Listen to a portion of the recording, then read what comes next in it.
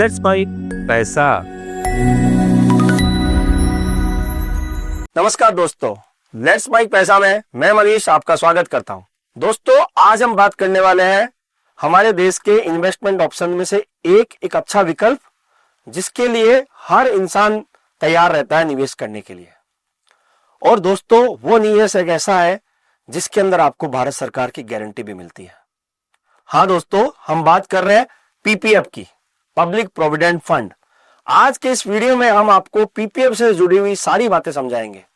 PPF क्या होता है, पीपीएफ में आप किस तरीके से निवेश कर सकते हो, पीपीएफ के अंदर आपको ज्यादा फायदा लेना हो तो कब आपको निवेश करना चाहिए, पीपीएफ के अंदर आपकी मैच्योरिटी पे किस तरह से आपको पैसा मिलता है, और पीपीएफ में क्या पार्शियल विड्रॉल कर सकते हो या नहीं कर सकते हो, इन सब के बारे में हम आपको इस वीडियो में बताएंगे। साथ ही साथ हम ये भी बताने की कोशिश करेंगे कि पीपीएफ आपकी रिटायरमेंट प्लानिंग का कैसे सॉल्यूशन बन सकता है। तो चलिए दोस्तों, शुरू करते हैं आज के इस वीडियो में, जिसका नाम है पीपीएफ, पब्लिक प्रोविडेंट फंड। दोस्तों, भारत सरकार की ये योजना बहुत पॉपुलर है। हर पोस्ट ऑफिस, हर बैंक में, सभी बड़े कमर्शियल बैंक्स और सारे पोस्ट ऑफिस में आप ये पीपीएफ अकाउंट खुलवा सकते हो। दोस्तों, 1961 में भारत सरकार ने ये योजना शुरू करी थी, पब्लिक प्रोविडेंट फंड, जो कि भारत सरकार का कोई भी नागरिक जो कि एनआरआई नहीं है वो पीपीएफ में पैसा डाल सकता है। दोस्तों, भारत सरकार ने ये योजना शुरू करी ताकि लोगों में बचत की आदत पड़े, लोगों को ज्यादा रिटर्न भी मिल सके और सरकार का गारंटी भी मिल सके और साथ ही साथ उनको लॉन्ग टर्म प्लानिंग भी हो सके। उसके लिए पीपीएफ योजना एक बहुत ही अच्छी योजना सरकार ने शुरू करी। दोस्तों, पीपीएफ भारत सरकार की एक योजना है जो कि किसी भी पोस्ट ऑफिस में जाके आप पीपीएफ अकाउंट खुलवा सकते हो। साथ ही साथ आप किसी भी कमर्शियल बैंक में आप अपना अकाउंट खुलवा सकते हो। इस योजना को शुरू करने का उद्देश्य यह था कि भारत के नागरिकों को एक बचत की आदत पड़े, लॉन्ग टर्म प्लानिंग की आदत पड़े, साथ ही साथ उनको एक गारंटीड ब्याज भी मिल सके। तो दोस्तों, पीपीएफ जो होता है, पब्लिक प्रोविडेंट फंड, इसके अंदर भारत सरकार का कोई भी नागरिक निवेश कर सकता है, चाहे वो व्यवसाय कर रहा हो, चाहे फिर वो नौकरी कर रहा हो। हमने हमारे एक वीडियो में ये भी बताया है कि पीएफ में कौन कर सकता है। तो पीएफ में सिर्फ जो नौकरी करते हैं वही निवेश कर सकते हैं, लेकिन पीपीएफ में जो पीएफ में निवेश कर रहा है वो भी कर सकता है। साथ ही साथ भारत सरकार का कोई भी नागरिक जो नौकरी नहीं करते हैं, खुद का व्यवसाय है या रिटायर हो चुके हैं या फिर और कोई काम करते हैं, वो सब पीपीएफ में निवेश कर सकते हैं। दोस्तों, पीपीएफ की योजना के क्या क्या फायदे हैं? सबसे पहला फायदा, भारत सरकार की गारंटी इसके अंदर मिलती है। आपको भारत सरकार के द्वारा एक गारंटीड ब्याज का आश्वासन मिलता है जो कि आपको भारत सरकार देती है। यह ब्याज हर क्वार्टरली भारत सरकार चेंज करती है। इस क्वार्टर के लिए जो ब्याज निर्धारित किया गया है वो किया गया है 7.1% सालाना। पीपीएफ का एक एडवांटेज ये है दोस्तों कि इसके अंदर आप लॉन्ग टर्म प्लानिंग अपनी कर सकते हो। आपको 15 साल के बाद, 20 साल के बाद कुछ पैसे की रिक्वायरमेंट है और आपको ऐसा फंड चाहिए, ऐसी जगह निवेश करना चाहते हो जहां पे आप बिल्कुल भी उतार चढ़ाव नहीं चाहिए, तो पीपीएफ आपके लिए एक बेहतर ऑप्शन है जिसके अंदर आप पैसा डाल के अपना पैसा सुरक्षित तरीके से बढ़ा सकते हो। तीसरा फायदा जो पीपीएफ का है दोस्तों, एक पीपीएफ एक ऐसा प्रोडक्ट है, एक ऐसा निवेश का साधन है जिसके अंदर आपको ट्रिपल ई का एडवांटेज मिलता है। हाँ दोस्तों, exempted exempted exempted, triple E. पहला एडवांटेज आपको मिलता है जब भी आप पीपीएफ में निवेश करेंगे, तो जब आप निवेश करते हैं, जो निवेशित राशि होती है उसका आपको धारा 80C के अंतर्गत फायदा मिल सकता है, तो वो एग्जेम्प्टेड हो गई। उसके बाद जो पीपीएफ का हर साल आपको ब्याज मिलता है वो भी टैक्स फ्री है, तो वो भी एग्जेम्प्टेड हो गया। तो ये दूसरा ई हो गया, एग्जेम्प्टेड।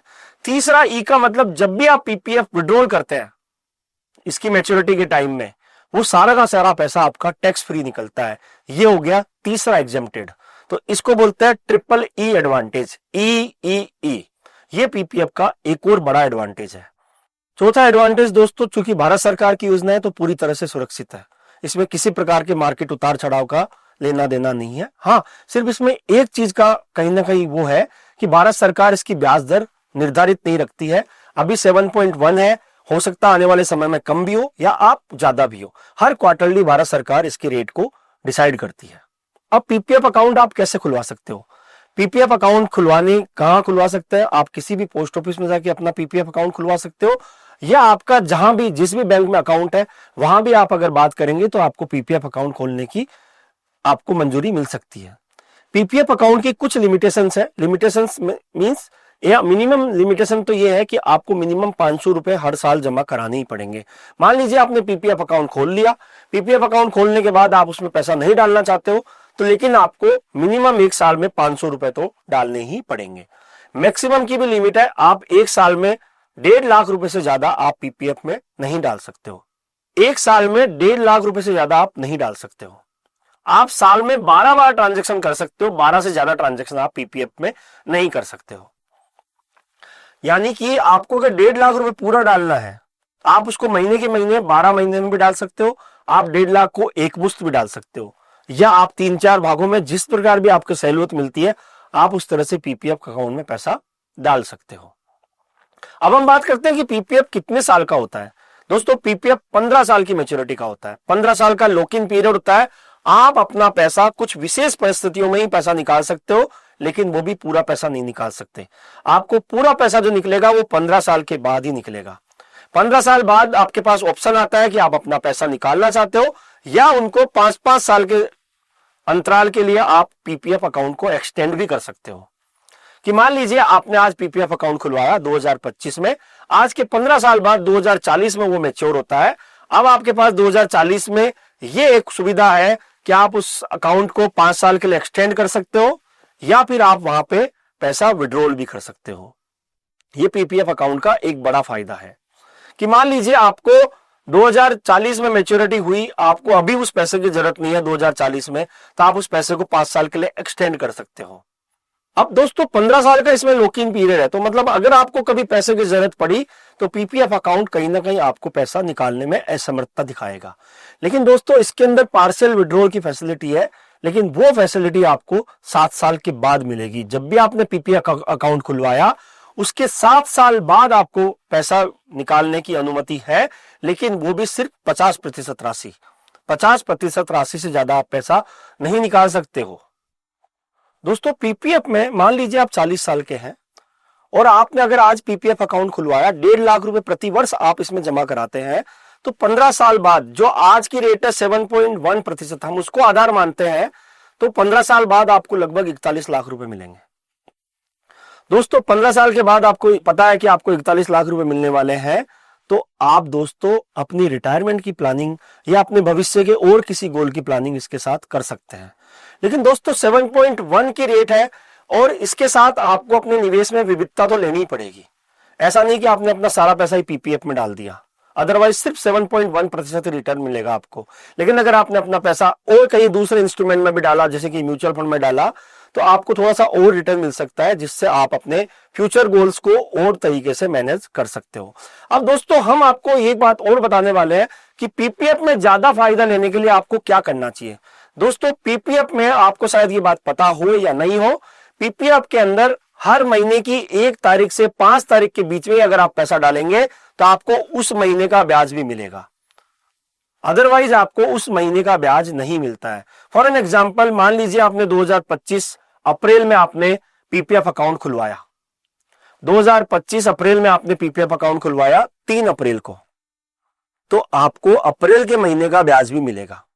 1.5 लाख रुपए आपने डाल दिए, लेकिन 2026 में आपने 1 अप्रैल से 5 अप्रैल के बीच में पैसा नहीं डाल पाए और आपने अप्रैल के महीने में पैसा ही नहीं डाला, आपने मई के महीने में पैसा डाला, लेकिन 10 मई को पैसा डाला आपने। तो दोस्तों आप इसको एकदम समझिएगा कि आपने अप्रैल 2025 में अकाउंट खुलवाया 1.5 लाख रुपए देके, 3 अप्रैल को अकाउंट खुलवा लिया।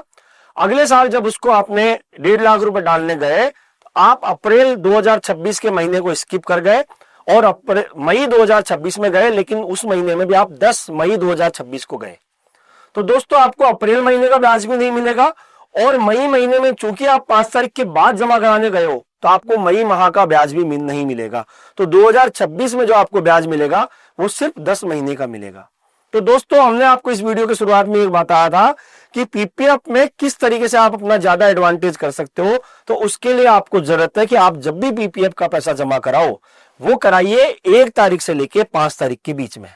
हर महीने की 1 तारीख से 5 तारीख के बीच में अगर आप पैसा जमा कराएंगे तो आपको उस महीने का ब्याज भी मिलेगा। तो इसका मतलब ये हुआ कि अगर आपको पूरे 12 महीने का ब्याज चाहिए तो आप फाइनेंशियल ईयर की शुरुआत होती है अप्रैल से, तो आप 1 अप्रैल से लेके 5 अप्रैल के बीच अगर आप पूरा का पूरा 1.5 लाख रुपए आप पीपीएफ में डाल देंगे तो आपको पूरे 12 महीने का ब्याज आपको पीपीएफ में मिलेगा। ये जानकारी बड़ी रोचक है, अधिकांशतः लोगों को नहीं पता है, इसलिए हम आपसे ये जानकारी साझा कर रहे हैं ताकि आपको ज्यादा से ज्यादा फायदा पहुंच सके। दोस्तों, हम पैसा सेगमेंट के जितने भी वीडियो बना रहे हैं उनके अंदर हम कहीं ना कहीं आम आदमी के जीवन से जुड़े हुए, पर्सनल फाइनेंस से जुड़े हुए सवालों को हल करने की कोशिश करते हैं। आशा करूंगा कि आज के इस वीडियो में भी हमने आपकी समस्या को हल करने का एक प्रयास किया है। आपको ये वीडियो पसंद आया हो तो इसको लाइक कीजिएगा, शेयर कीजिएगा और अपने दोस्तों, परिवारजनों, मित्रों के साथ इसके शेयर कीजिएगा। धन्यवाद। आप सुन रहे थे let's mike more than radio. Follow कीजिए हमें हमारे सोशल मीडिया प्लेटफॉर्म्स पर। आप सुन रहे थे let's mike more than radio. Follow कीजिए हमें हमारे सोशल मीडिया प्लेटफॉर्म्स पर।